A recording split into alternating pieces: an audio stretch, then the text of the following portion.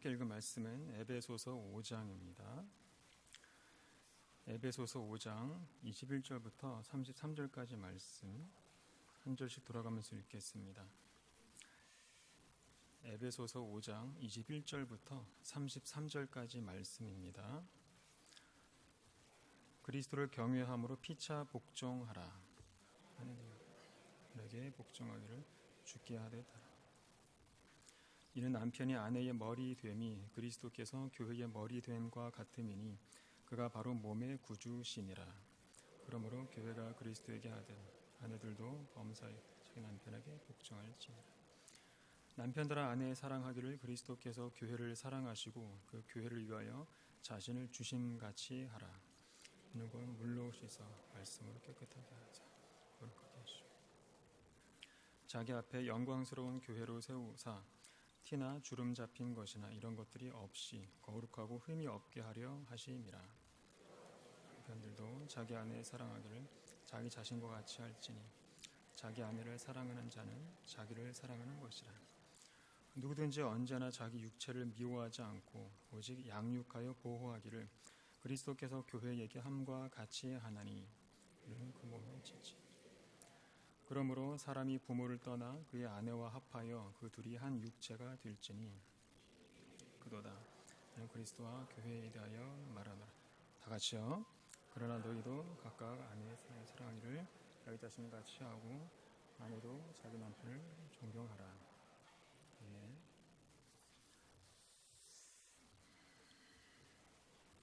네, 할렐루야. 네, 오늘은 복종과 사랑이라는 제목으로 함께 말씀을 나누도록 하겠습니다. 5월은 가정의 달이라서 그와 관련된 내용으로 함께 말씀을 나누도록 하겠습니다. 여러분들 잘 아시듯이 관계 중에서 가장 맺기 어려운 관계가 바로 남녀에 대한 관계라고 할 수 있습니다. 여기 계신 분들이 더 잘 아실 거라고 보여지고요.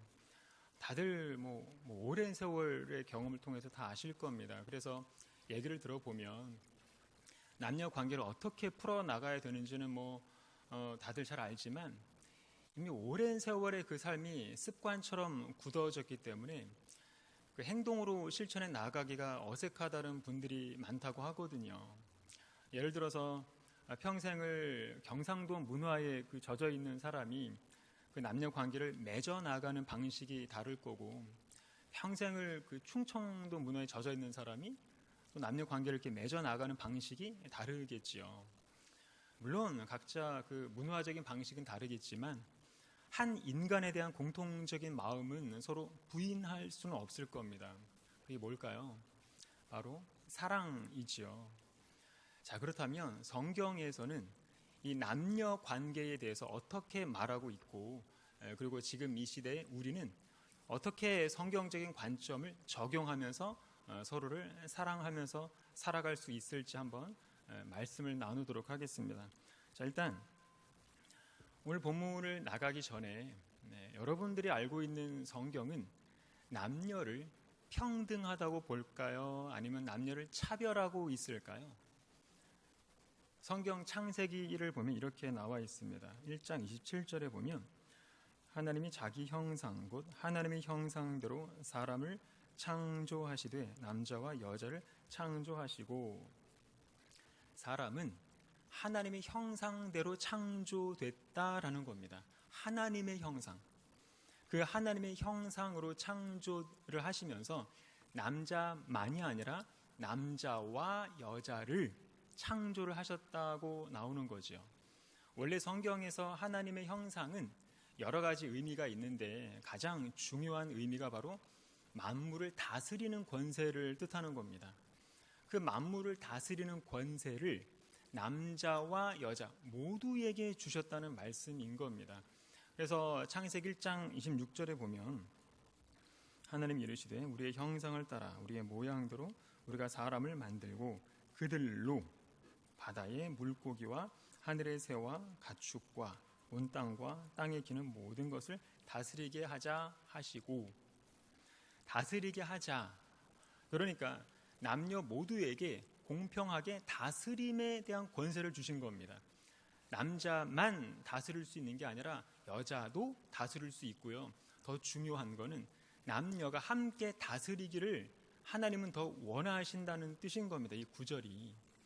이게 인간을 지으셨을 때의 하나님의 마음이었다는 걸 알 수 있는 거죠. 그런데 인간이 죄를 짓고 타락하는 바람에 이 다스림의 권위가 남용이 되게 되고 한쪽으로 쏠리게 되는 겁니다.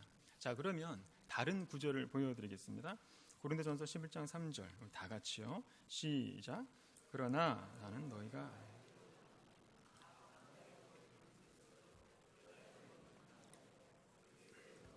하나님이시라.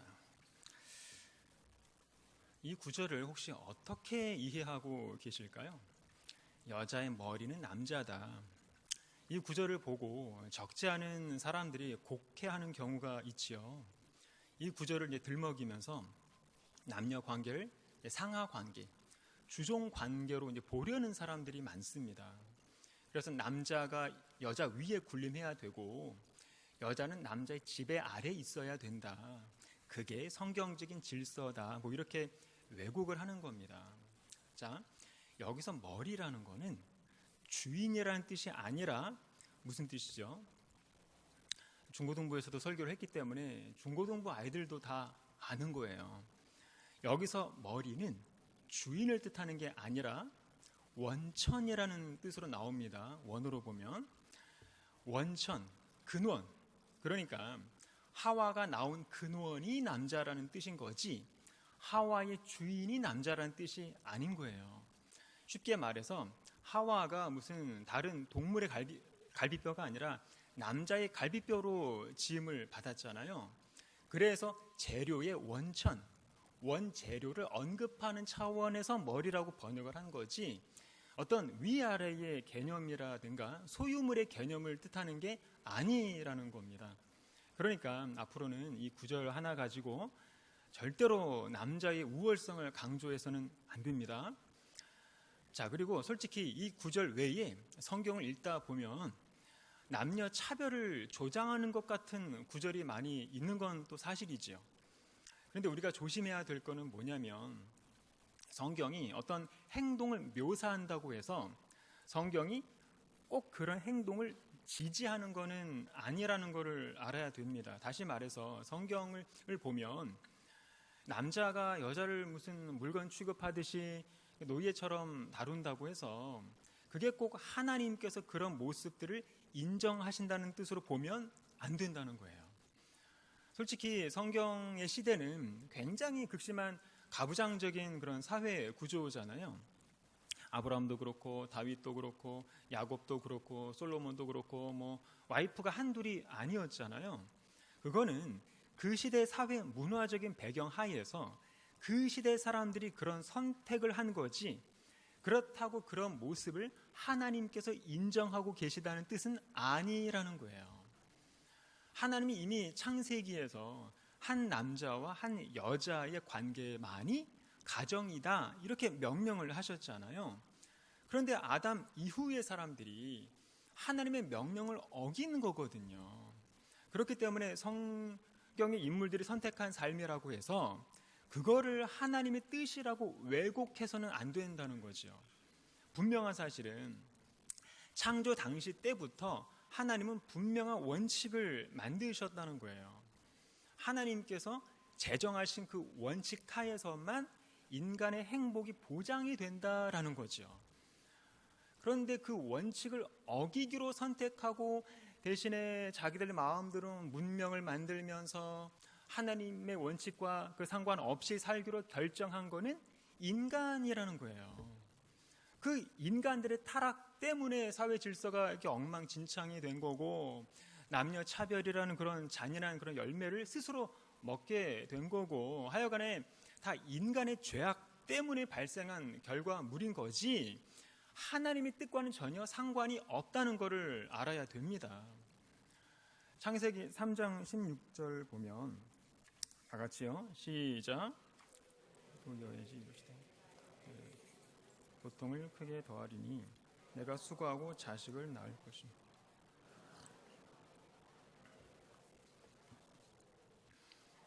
이르시되 내가 내 아내의 말을 듣고 내가 내게 먹지 말라 한 나무의 열매를 먹었은즉 너로 말미암아 저주를 받고 너는 평생 수고하여야 그 소산을 먹으리라. 자, 이 명령은 하나님께서 직접 내리신 징벌이죠. 그러면 우리는 영원히 이런 징벌의 고통을 감내하면서 살아가는 게 하나님의 뜻에 순종하는 겁니다. 이거를 거부할 수는 없습니다. 왜냐하면 인간이 선택한 그 죄의 결과이기 때문에 그런 거죠. 그런데 난 이런 징계가 싫어. 왜 남녀를 차별해? 이러면 그거는 하나님의 명령을 2번 어기는 거고요. 선악과를 2번 따먹는 것과 같은 그런 불순종의 행위라는 것을 알아야 되는 겁니다. 예를 들어서 하나님은 창세기 3장 16절의 이 징벌을 바꾸실 수도 있었겠지요. 남자에게는 잉태의 고통을, 그리고 여자에게는 땅의 저주를 설령 이렇게 하셨어도 우리는 순종할 수밖에 없었다는 거예요.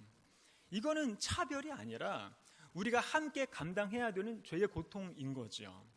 그리고 엄밀히 말해서 창세기 3장 16절의 이 징벌은 우리의 멸망을 막으시기 위한 하나님의 또 다른 사랑이거든요.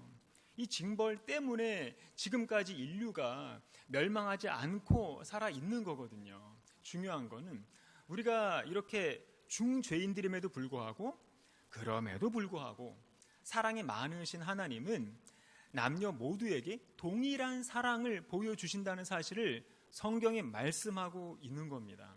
그래서 요한복음 3장 16절을 보면 다 같이요. 시작.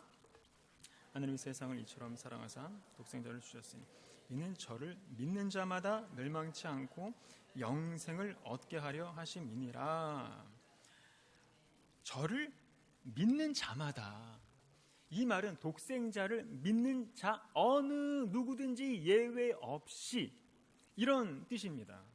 여기에는 차별이 없습니다.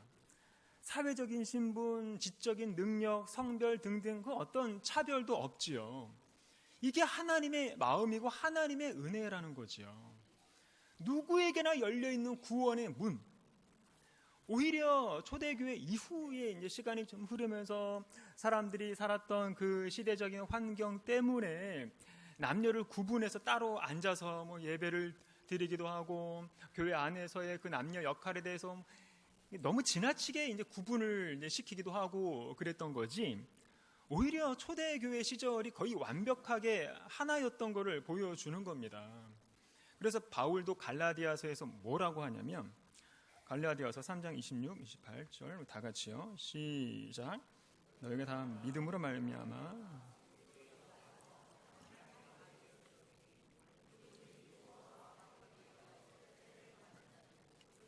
옷 입었느니라. 너희는 유대인이나 헬라인이나 종이나 자유인이나 남자나 여자나 다 그리스도 예수 안에서 하나이니라. 이 말씀은 그리스도의 십자가가 누구에게나 동일한 능력을 보증한다는 뜻인 겁니다. 그 어떠한 차별도 말씀하지 않습니다, 하나님은. 그리고 성경을 보면 하나님께서는 남성이 교회와 가정에서 리더 역할을 맡을 것을 기대하신다는 내용은 분명히 있거든요. 그렇다고 해서 여성이 리더의 역할을 맡을 수 없다는 뜻은 아닙니다. 왜냐하면 성경 여러 곳에서 여성 리더십을 또 많이 언급을 하고 있거든요. 하지만 그럼에도 불구하고 기본적으로 하나님은 남성에게 그 역할을 주셨다는 것을 알 수 있습니다. 자, 어쨌거나 하나님께서 남성에게 그 리더의 역할을 주신 이유는 여성이 리더의 역할을 잘 맡지 못할 정도로 열등하다는 뜻이 아니라는 거예요. 이걸 구분해서 이제 생각을 해야 됩니다. 다시 말해서 아담의 원죄 이후의 세상은 죄악이 관영하는 세상이 돼버렸기 때문에, 그래서 이런 세상에서는 질서적인 권위가 있어야 되기 때문에 그런 역할을 주셨다는 거예요. 남자가 뛰어나서가 아니라. 그게 바로 창세기 3장 16절의 징벌하고도 연결이 되는 거지요. 그러니까 하나님은 타락한 우리의 그 유익을 위해서 권위에 대한 역할을 만드시고 남녀 각자의 그 역할을 지정해 주셨다는 것을 알아야 되는 겁니다. 만약에 아담 이후 타락한 세상에서 창세기 3장 16절의 징벌도 무시하고 권위에 대한 질서마저 잡혀있지 않는다고 한다면 남자와 여자는 영원히 전쟁만 하다가 스스로 종말해 버렸을지도 모를 일인 겁니다. 그렇기 때문에 성차별이 왜 생기는 거냐면 하나님께서 남녀 각자에게 지정해 주신 그 역할을 남용했을 때 발생하는 거지, 남녀 각자 역할이 있다는 것 자체가 성차별은 아니라는 거예요. 다시 말씀을 드리지만 그 리더의 역할은 누가 맡는지는 중요하지 않습니다. 남자가 맡을 수도 있고 여자가 맡을 수도 있겠지요. 그런데 무슨 이유인지는 모르겠지만 일단은 하나님은 남성에게 이런 역할을 주셨다는 거예요. 이 리더의 역할을. 왜 그런지는 나중에 천국 가서 한번 물어보시면 되고요. 어쨌거나 그래서 남성은 어마무시하게 막중한 책임을 가진 존재가 된 겁니다. 그래서 그런 리더의 역할이 무슨 권리가 아닌 거예요. 이거는 절대적인 의무이고요, 책임인 거죠. 절대 쉬운 게 아닌 겁니다. 잘해야 본전이고 못했을 때 하나님의 책임 추궁은 피할 수가 없는 거지요. 그래서 창세기 2장 18절에 나오듯이 하나님은 여자에게 남자를 도와줘야 되는 절대적인 사명을 주셨는데 그 사명이 뭐죠? 중고등부 학생들은 다 아실 텐데 에제르의 사명을 오직 여자에게만 부여하신 겁니다. 하나님은. 왜냐하면 남자 혼자서는 하나님이 맡기신 이런 막중한 역할을 수행할 수가 없기 때문에 그렇습니다. 그런데 여자가 남자를 에제르하지는 못할 망정, 돕지는 못할 망정, 아니 무슨 남자가 돼가지고 맡겨진 역할도 제대로 못한다고 계속 이렇게 비난만 해서 일삼으면 지상 낙원을 다시 회복하라시는 하나님의 사명을 절대 이루어질 수는 없는 거지요. 어쨌거나 하나님께서 남자에게 맡기신 리더의 역할은 뭐냐면 사탄에 의해서 무너져버린 이 지상 낙원 에덴을 다시 회복하라는 그런 명령인 겁니다. 굉장히 어마무시하게 어려운 명령인 거지요. 그런데도 남성에게 주어진 이런 권위와 리더의 역할을 여성들이 대신 맡고 싶으십니까? 그 무시무시한 명령을. 권위와 리더의 역할이 그렇게 좋으면 여성들이 다 가져가서 그냥 맡았으면 좋겠다는 게 저의 개인적인 생각이지만, 그런데 어쨌거나 지금에 와서 이런 얘기는 아무 의미가 없지요. 이미 하나님은 명령을 내리셨거든요. 남자에게는 리더의 역할을, 여자에게는 에제르의 역할을. 이런 식으로 각각 다르게 책임을 지우셨기 때문에 우리는 죽을 때까지 그 뜻에 순종해야 되는 겁니다. 중요한 거는 남자 혼자로는 불가능하고 여자 혼자로도 불가능하다는 사실인 거지요.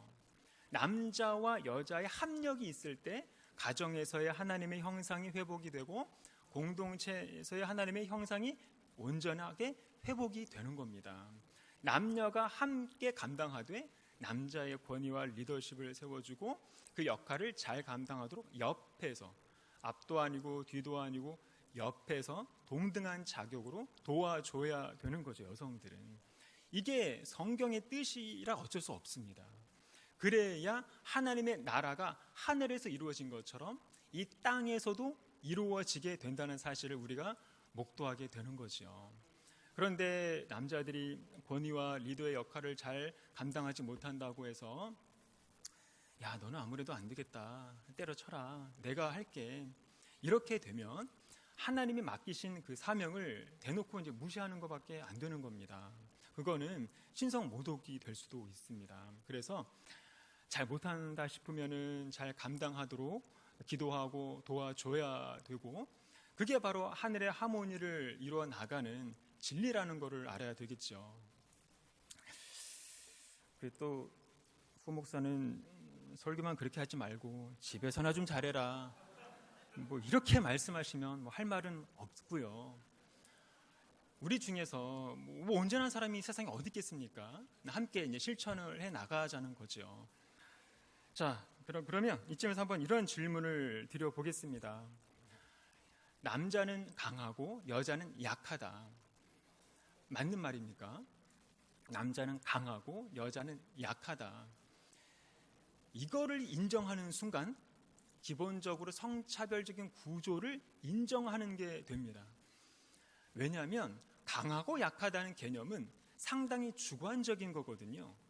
힘이 세다고 강한 게 아니라 내적인 아름다움을 가진 사람이 더 강한 사람일 수 있는 거거든요. 만약에 여자가 약하다는 인식을 가진다면 여성은 보호받아야 되는 존재로 여기게 되는 거고, 이거 자체가 여성을 동등하게 보지 않고 있다는 그런 뜻이 되는 거죠. 그래서 이런 관점을 가지고 있는 사람들한테 성폭력이 왜 일어나는가를 묻게 된다면 약한 여성을 보호하지 않은 남성의 책임으로 돌리게 되는 겁니다. 자, 그런데 우리가 알아야 될 거는 뭐냐면 성폭력이 일어나는 진짜 이유는 여성을 보호받아야 되는 존재로 보지 않아서 성폭력이 일어난 게 아니라 여성을 동등한 인권을 가진 존재로 보지 않았기 때문에 성폭력이 일어나는 거다라는 거지요. 동의가 되십니까? 다시 말씀드리면 여성은 남성의 보호가 필요한 존재가 아니라 남성과 똑같이 하나님의 형상을 가진 거룩한 인격체로 여성을 보지 않기 때문에 자꾸만 위력을 가지고 성적으로 폭행을 하는 그런 잔인한 일이 끊이지 않고 있는 거거든요. 그렇기 때문에 성령님이 내주하시는 거룩한 성전으로 여성을 바라보게 된다면 성폭력은 일어날 수가 없다, 이런 인식을 가질 필요가 있는 겁니다. 자, 그러면 이제 오늘 본문을 보도록 하겠습니다. 21절, 22절 우리 다 같이요. 시작. 그리스도를 경외함으로.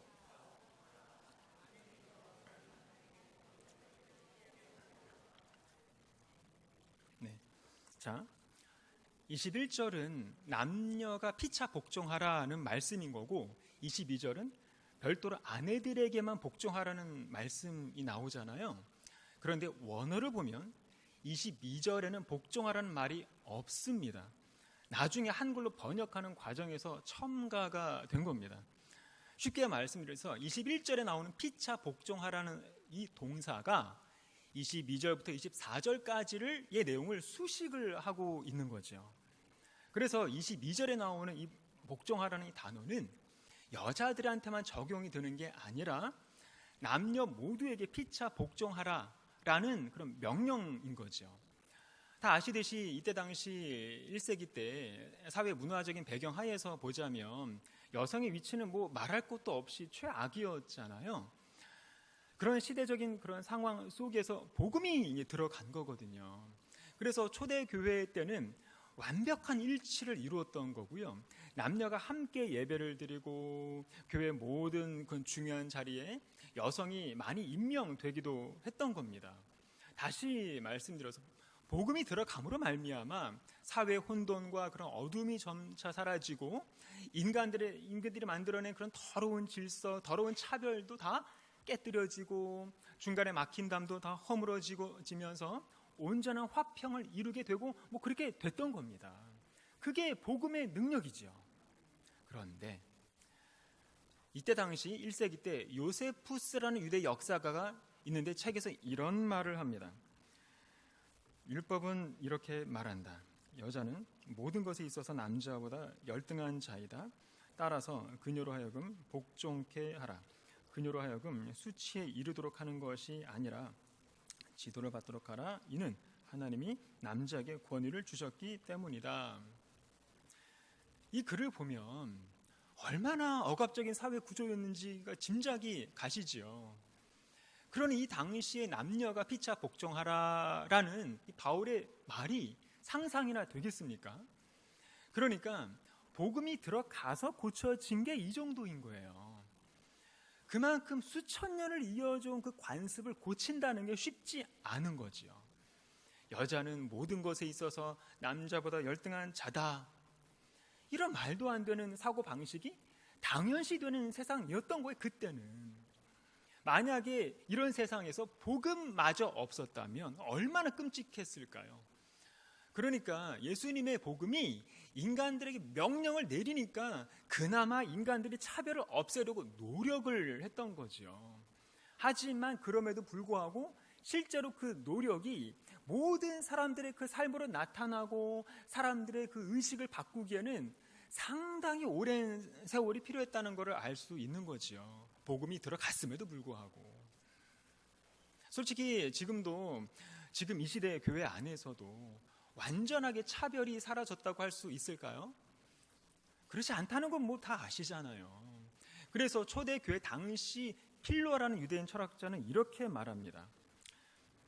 아내들은 그들의 남편들에게 예속되어야 한다. 그 예속은 폭력적으로 학대하여 강요되는 것이 아니라 모든 것에 복종하는 것이다. 유대 사회에서 복음을 받은 그 교회 지도자란 사람이 이렇게 말하고 있으니 그 당시 시대적인 상황이 어땠는지는 뭐 볼 것도 없지요. 자, 그러면 사도 바울은 어떻게 말하고 있는가? 오늘 본문에 잘 나오지요. 오늘 본문은 결혼 관계를 지금 말하고 있는데 이때 당시 1세기 때의 남녀의 결혼은 하나의 계약 관계였지 무슨 신성한 연합 뭐 그런 게 아니었습니다. 그런데 바울은 이걸 뒤집는다는 거예요. 결혼 관계는 여자가 남자에게 예속되는 관계가 아니라 하늘의 신랑과 신부 사이의 유대 관계다. 그러니까 하늘 결혼의 관점에서 사람의 결혼을 논증하고 있는 겁니다. 본문이. 이거는 그 당시로서는 굉장한 사고의 전환이었던 거예요. 그 당시 시대적인 상황에서는 도저히 상상도 못할 그런 사고의 대전환인 거죠. 그 당시 1세기 때는 요세푸스뿐만 아니라 뭐 거의 대부분의 유대인 지도자 그리고 복음을 받아들인 유대인 철학자들 대부분이 전통적인 그런 관점에서 남녀 관계를 좀 논하고 있었던 거예요. 복음이 들어갔음에도 불구하고. 그런데 같은 시기를 살았던 이 사도 바울이 이런 모든 생각을 다 전부 뒤집어 버린 거죠. 오늘 본문 28절에 보면 다 같이요. 시작. 이와 같이 남편들도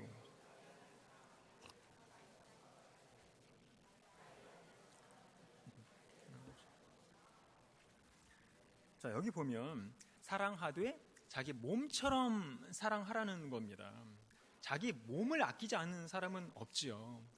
그리고 뒤에 보면 자기 아내를 사랑하는 자는 자기를 사랑하는 거다. 이거는 무슨 아바타도 아니고 그러니까 그만큼 일치성을 강조하는 뜻인 겁니다. 한 집에서는 사는 두 존재가 아니라 한 존재를 지금 말하고 있는 거죠. 한마디로 바울은 지금 창조 질서의 회복을 언급하고 있는 겁니다. 창세기에 나오는 남자와 여자 둘이 한 몸이 될지라라고 했을 때 복수가 아니라 단수로 기록을 하고 있거든요. 게다가 창세기 1장 27절에서 하나님께서 남자와 여자를 창조를 한다고 하셨을 때도 단수가로 언급하고 있습니다. 그러니까 무슨 말이냐면 원래부터 남자와 여자가 만나서 부부가 되는 거는 두 존재가 아니라 하나의 존재이고 이게 바로 창조의 원형이다라는 걸 바울이 강조하고 있는 겁니다. 본문에서. 그리고 오늘 본문 31절 32절을 보면 그러므로 사람이 부모를 떠나 그의 아내와 합하여 그 둘이 한 육체가 될지니 이 비밀이 크도다. 나는 그리스도와 교회에 대하여 말하노라. 바울도 지금 뭐라는 겁니까? 창세기 말씀을 인용하면서 남편과 아내는 둘이 아니라 하나라는 걸 지금 말하고 있죠. 이게 위대한 비밀이다. 이 비밀이 크다라는 겁니다. 게다가 이 비밀을 무엇과 연결시키고 있는 겁니까? 그리스도와 교회가 하나인 것과 같은 비밀이다. 그래서 위대한 비밀이다라는 거예요. 그만큼 남자와 여자가 합하여 하나가 되는 사건이야말로 굉장히 신비스러운 연합이라는 사실을 지금 바울이 강조하고 있는 겁니다. 한번 생각을 해보세요. 그리스도와 교회, 이 둘의 관계가 무슨 예속 관계인가요? 주인과 종의 관계인가요? 아니죠. 이거는 나누어질 수 없는 절대적인 하나잖아요. 그리스도가 곧 교회이고 교회가 곧 그리스도이거든요. 그래서 처음에 사울이 교회를 핍박할 때, 교회를 핍박할 때 예수님이 나타나서 뭐라고 하셨냐면, 사울아 사울아 내가 왜 나를 핍박하느냐. 무슨 말입니까? 교회를 핍박하는 건 곧 그리스도를 박해하는 것과 같다. 그래서 교회와 그리스도는 절대로 분리될 수 없는 하나다. 그리스도와 교회가 하나인 것처럼 부부의 관계도 하나다. 이게 위대한 비밀이다 라는 얘기를 지금 하고 있는 겁니다.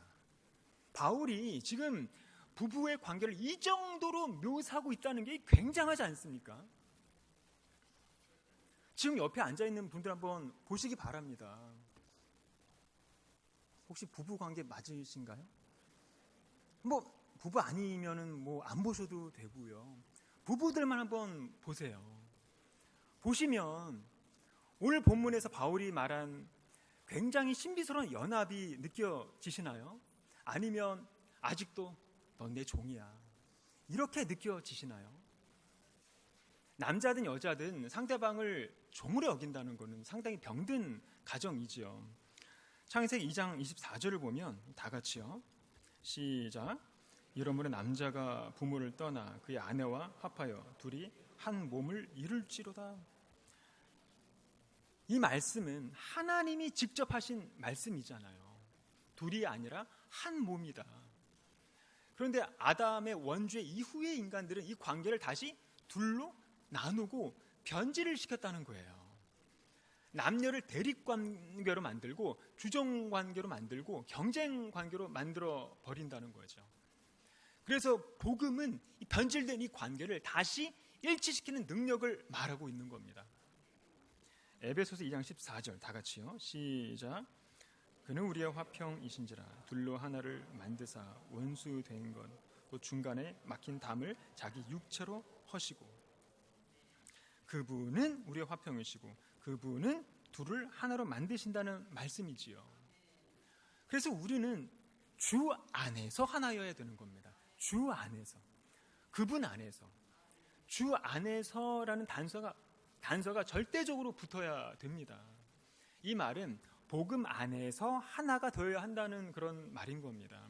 그렇기 때문에 복음과 상관없는 만남은 죄송하지만 절대로 하나가 될 수 없습니다. 왜냐하면 복음은 내 마음의 주인이 예수 그리스도라는 고백을 말하는 거고, 철저히 주님의 말씀을 더 우선하면서 살겠다는 그런 고백을 말하는 건데, 복음이 없는 거는 관계는 뭐가 되겠습니까? 자기가 자기 인생의 주인이라는 얘기잖아요. 그렇게 되면 남녀 서로가 자기들의 말을 더 우선하면서 자기들의 뜻을 더 우선하면서 살아갈 수밖에 없겠지요. 그런 만남은 하나님이 원하시는 하나가 될 수 없습니다.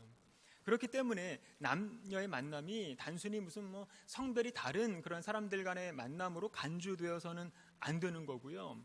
연애를 무슨 하나의 경험담쯤으로 생각을 하고 복음이 없는 사람들하고도 연애하고 안 믿는 사람들하고도 결혼을 할 수 있다는 생각을 하고, 이러한 사고방식 자체가 관계성의 변질, 관계성의 타락을 가져올 뿐만 아니라 하나님의 창조 질서를 정면으로 거역하는 결과가 된다는 걸 우리가 좀 알아야 되는 거죠. 오늘 보면 25절입니다. 다 같이요. 시작. 남편들아 아내 사랑하기를 그리스도께서 교회를 사랑하시고 그 교회를 위하여 자신을 주심같이 하라. 그리스도께서 교회를 위하여 자신을 주심같이 그랬는데, 교회를 안 다니고 복음이 없는 사람들이 이 말이 무슨 뜻인지 알겠습니까? 모르지요. 그리스도께서 교회를 어떻게 사랑하셨는지, 왜 사랑하셨는지, 왜 십자가를 지셨는지 전혀 모르는 겁니다. 복음이 없으면. 그러니 본문에서 교회를 사랑하는 것처럼 사랑하라. 복음이 없는 사람들은 그렇게 사랑 못하는 겁니다. 서로가. 그렇다 보니 일방적으로 한쪽의 복종만 강요하고, 그러니 날마다 지옥 같은 삶을 살아가고 적지 않은 결혼 관계가 다 그렇다는 거지요. 복음이 없으면. 그러니까 지금 에베소서에서 말하고 있는 이 남녀의 관계는 뭐냐면, 신랑이신 그리스도와 그분의 신부인 교회 사이의 연합과 같다라는 얘기인 겁니다. 이게 굉장한 비밀이라는 거지요. 다시 말해서 바울은 남녀 간의 결혼을 그리스도와 교회의 관계처럼 굉장히 밀접하게 연결을 시켰기 때문에 남녀의 결혼은 단지 계약 관계가 아니라 종속 관계가 아니라 신성한 관계로까지 그렇게 발전을 시켰다는 것을 알 수 있는 겁니다.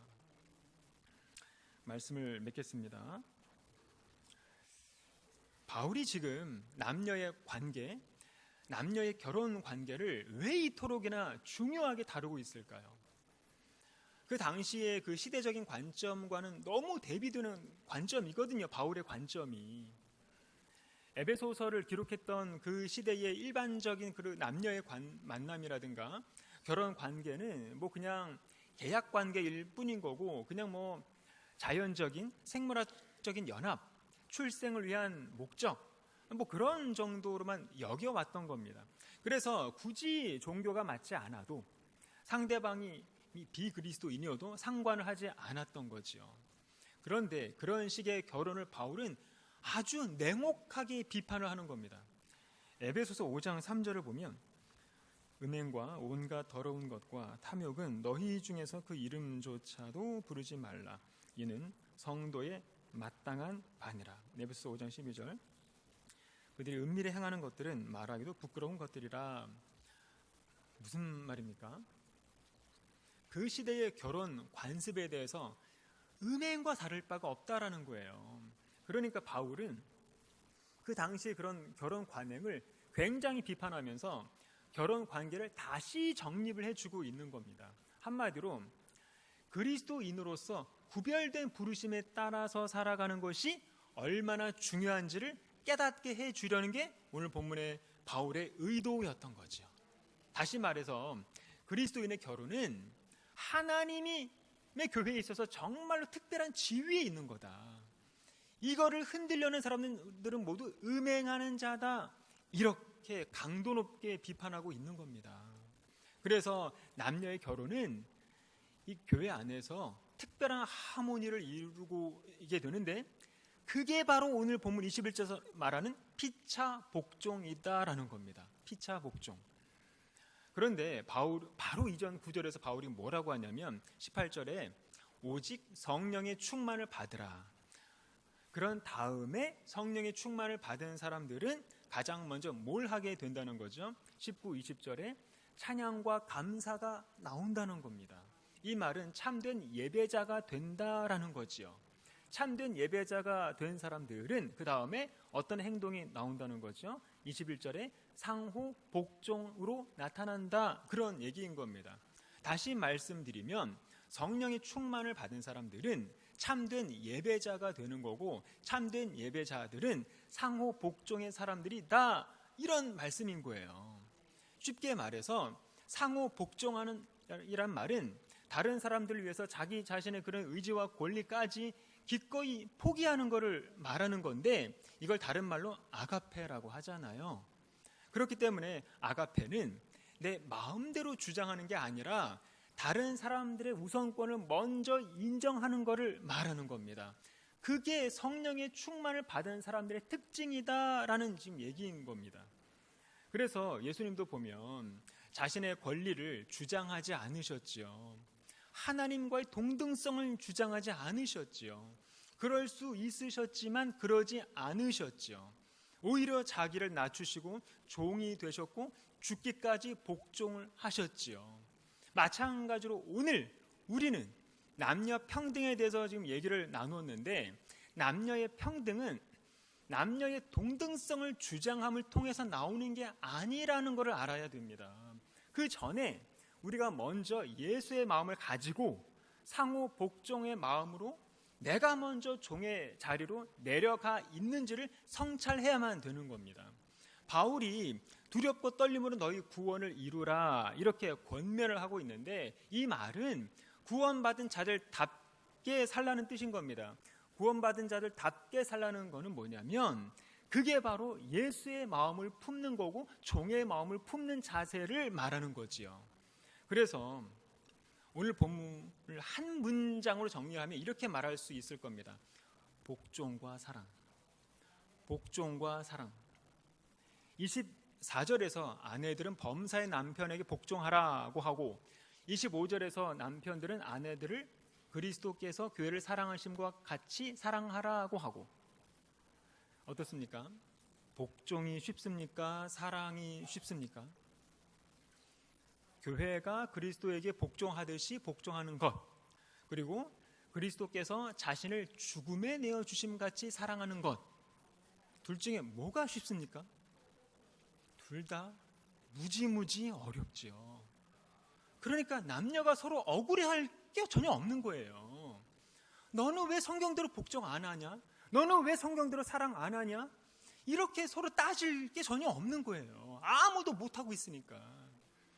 중요한 건 뭐냐면 바울은 결혼관계를 통해서 남편은 그리스도와 연결을 시켜놓고 있고 아내는 교회로 연결을 시켜놓고 있다는 거예요. 왜 이렇게 연결을 시켰는가는 따지지 말고 나중에 천국 가서 물어보면 되고요. 지금 중요한 거는 우리는 바울이 기록한 대로 피차 복종하라 그랬는데 이 말은 WBC 주석을 보니까 자발적인 순종으로 나옵니다. 그러니까 서로 자발적으로 상호 순종을 하면서 살아야 된다라는 거지요. 예수의 마음으로. 그게 바로 우리가 서로의 구원을 완성시킬 수 있는 비밀이라는 겁니다. 거룩한 비밀. 그리고 이 비밀을 완성시킬 수 있는 열쇠가 바로 종의 마음이라는 거예요. 종. 그 종의 마음이 뭐죠? 빌립보서 2장 말씀대로 예수의 마음이잖아요. 결국은 돌고 돌아서 다시 또 예수의 마음으로 온 거예요. 그 예수의 마음이 없으면 남녀 관계든 가정이든 교회든 그 어떤 공동체든 화평이 없다는 사실을 무섭게 인지하시기를 바라고요. 오늘도 그 예수의 마음을 품으시는 저와 여러분이 되시기를 바랍니다. 기도하겠습니다. 네, 이 시간 다 같이 말씀을 생각하면서 합심해서 한번 기도하도록 하겠습니다. 오늘 예수 그리스도께서 교회를 어떻게 사랑하셨는지를 깨달아 알아서 그 사랑으로 우리에게 주어진 많은 관계들 속에서 사랑을 회복하도록 도와주시옵소서.